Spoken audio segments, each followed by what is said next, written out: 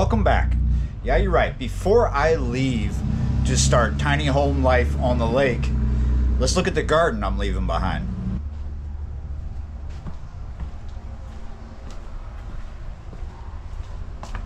Hello.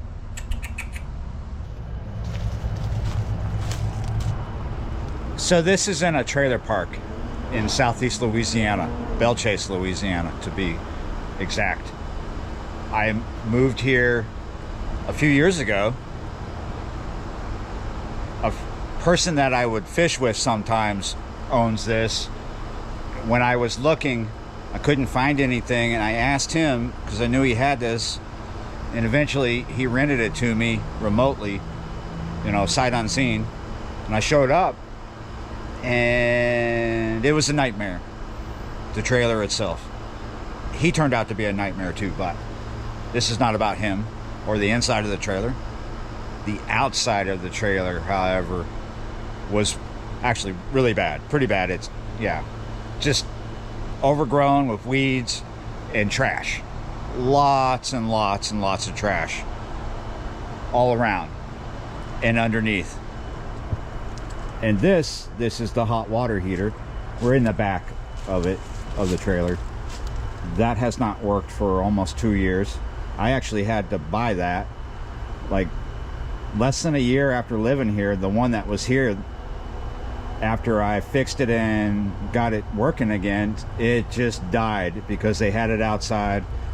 And so I ended up having to buy a new one, and it slowly got reimbursed back to me off the rent.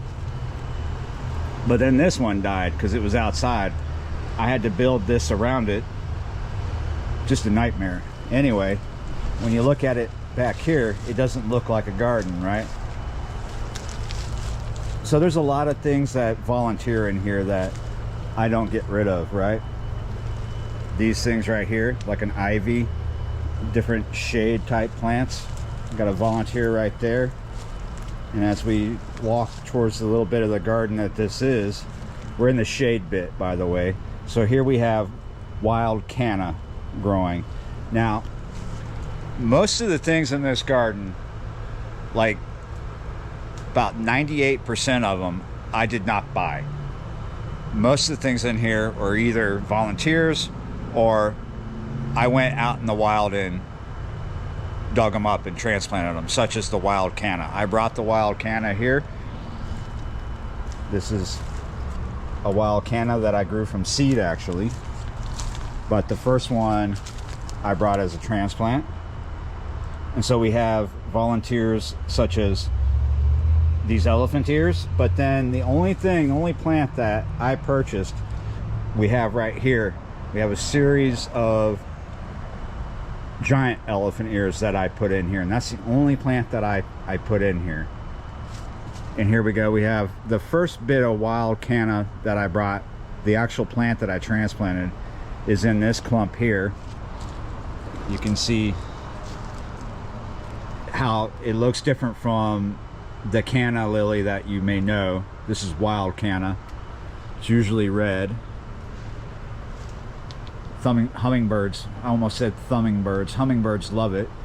Here we have a willow back here that's not growing too crazy because it's in the shade, but that I got from the river. A lot of canna that I started from seed is right on this side because I got the seed from this plant and it went through a freeze, therefore it germinated a lot easier. Like, I've tried planting seed from wild canna before and had no luck, and then once I had a freeze, sometimes you got to do that. Like, even if you just put the seed in the freezer to get it to have a higher rate of germination. And here we go.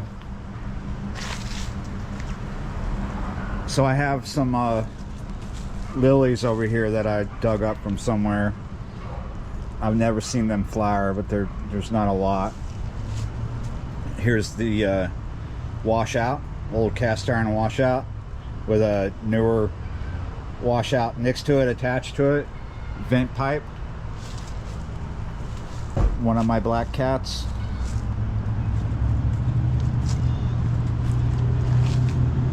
So when I moved here, there was no skirting all around the porch, and there was this skirting back here, this broken up old wood lattice, but then everywhere else around the trailer the skirting was vinyl and seriously torn and missing.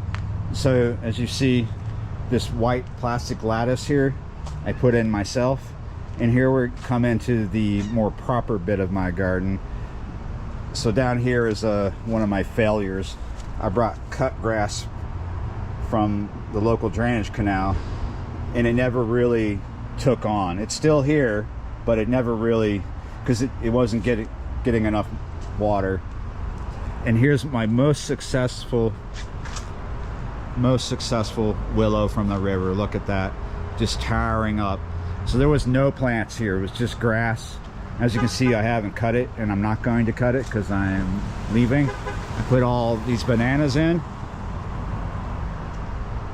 I went and I got a bunch of bananas that I dug up as shoots, right, as pups.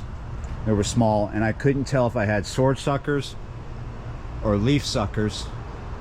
And it turned out, after a bunch of them died, the ones that came back after a freeze were all leaf suckers that came back, and they just kept growing. You see, the leaf suckers are the ones with the very broad leaves. They don't grow very fast, and they rarely produce bananas, but after a few years we have bananas. We're not sure, I'm not sure if it's plantains or bananas, but I've taken those to the tiny home with me. That bunch there, that one I don't think it's worth taking because there's not enough time for those to mature. And then over here we have another bunch. As you see, they're just way too young, way too small to cut, but we could take the blossoms. But if we take the blossoms, probably would create problems. So yeah, but you can eat those blossoms.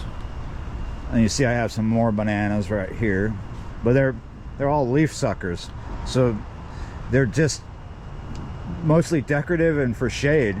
This is the use you get out of them. And I'm sure you can see this. We've got the Gaga on this fence. Now, when I came here, there was no fence, right? There's a fence. They're just like partial bits of fence, right? What's the purpose of that? Well, everybody hates this trailer park, so it's like sensor barriers is what those are. Why do people hate this trailer park? Well, they don't like the way it looks, they don't like the people that live here, and there's been a lot of illegal builds. There's a lot of illegals, just period. Yeah, a lot of illegal immigrants were living here. There's less now, but they're still here. Yeah, there's a lot of things done without permits and other things like that.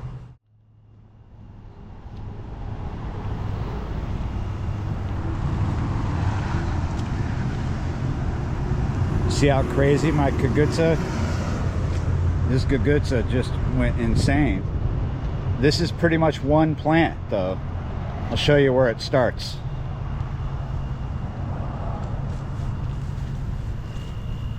It starts right here. I just have a mound of stuff to feed it. This is where all of this comes from, one place.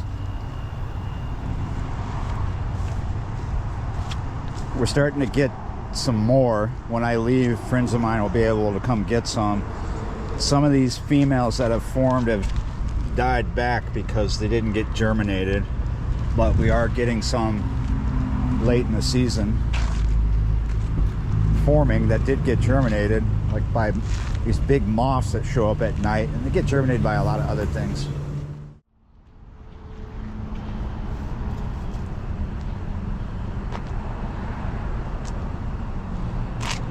When I get really close to leaving, I'm cutting this one. I let this one go to seed, and I let this one go to seed, but I'm giving this one to someone. When they get rock hard, they've gone to seed. They've matured. You eat these when they're still soft. They can get really long, but if they're as long as they're soft, you can eat them. But once they get really hard, a little bit past that point, right? But I'm gonna grow some of these in Texas next spring, so I'm gonna take that one for the seed. And look, it's just going wild, covering the front. Looks like this one got germinated. That's not dying back. And there's some more over here somewhere that are growing. Where did I see those?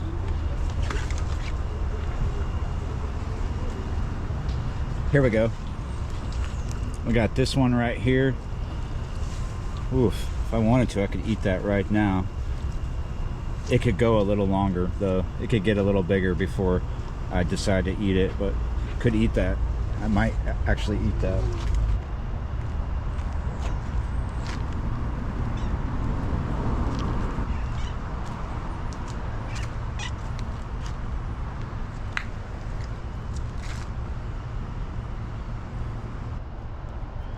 Sometimes I would have tomatoes and peppers growing here as volunteers because there used to be a lot of sewage problems. One of the craziest things about out here is what we're looking at right now. See how low the power lines and the other lines are? It's because this telephone pole, since I've been living here, has been leaning this way because a tree fell on it during a hurricane and it hit that house, put holes in the roof, and then for like a year and a half, almost 2 years, it was left with water leaking in there. And I've been through a few hurricanes here at this location since then. Well, I wasn't living here when the tree fell, by the way. But yeah, this has been leaning a little more each year, a little more. I'm so glad I'm not going to be here anymore. I've always been worried that one more hurricane will put this down on the house. And you call Entergy and complain about it, and oh, it's not gonna fall. And then a month later, they're replacing telephone poles along the highway that were leaning like this, but they won't do this one. Well, there you go. There's the garden that I'm leaving behind, but what will the garden that I'm creating look like? We'll have to wait and see how that works out, because we're going. It's happening. Yeah, you're right. Thanks for watching, liking, sharing, commenting, subscribing, being a member of the channel. And yeah, you're right. I'll see y'all next time.